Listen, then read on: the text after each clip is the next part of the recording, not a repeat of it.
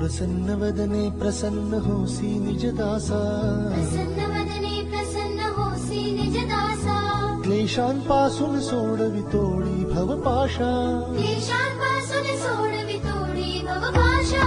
अंबे तुझ वाचून कोण पूर्वी आशा, नरहरी तल्लीन झाला पद पंकज लेशा.